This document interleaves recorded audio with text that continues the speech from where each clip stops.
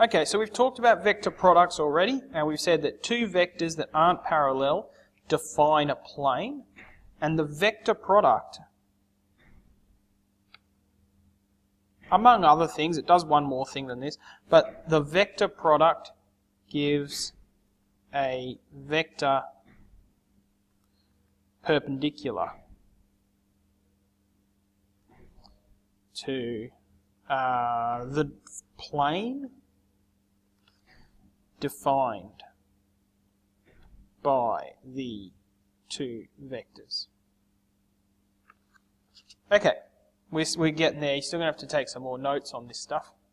So if I draw two vectors, let's call this vector u, and another vector, vector v, and we assume that they're going along my page here, then the vector product is going to give me a vector that either goes straight up out of the page, or, you can't see this, but believe me, I'm doing it, straight down out of the page out the back. So straight up out of the page, stabbing you in the eye, or straight down that way, boom, through the page.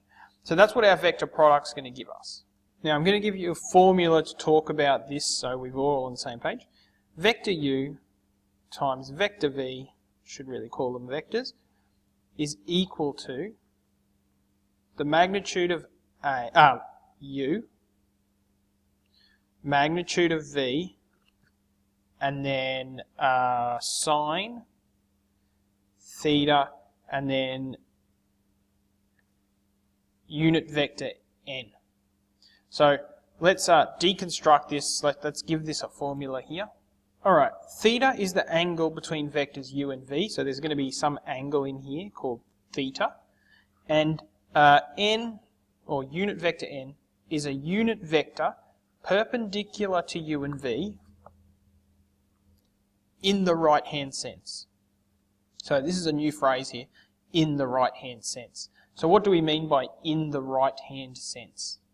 Okay, now you've probably all tightened or loosened a bolt before. Now, if we move in a clockwise direction, this bolt will move inwards.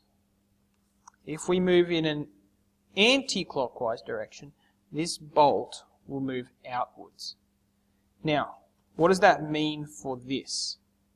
So that means that if we go in a clockwise direction with our vector product, we'll be going inwards of the page. So it'll be, your pen will be underneath the piece of paper.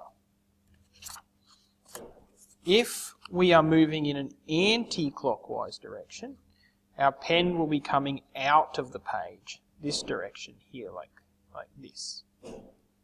So, here's an example. Don't worry if this isn't making too much sense. We're going to talk more about this.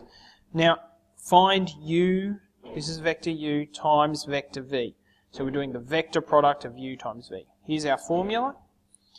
U times v equals the magnitude of u, 5, times the magnitude of v, times sine 30, the angle between them.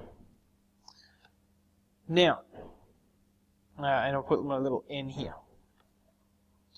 That's going to be, on my calculator, that gives me a vector product of 20, and this n is going to be n2, which is in the downward direction.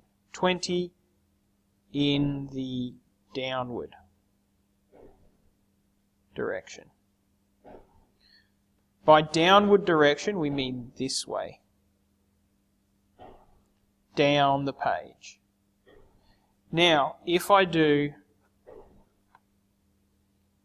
u, v, 5, 8, 30, if I go the other way and I do v times u,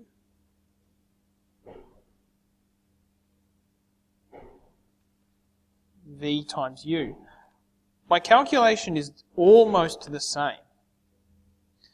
8 times 5 times sine, but I've got to rotate around this way. Sine 330. Because I'm multiplying V times U. Because I've got to rotate this clockwise. Now, 8 times 5 times sine 330. 8 times 5 is... If you put that into your calculator, you're going to get a negative answer. Negative 20. Now, what that negative represents is that this is moving upwards. Now, of course, there are other ways to do this, but these are your two ports of call here. We're moving in the... We're doing U times V, so we're moving in the clockwise direction. Clockwise direction.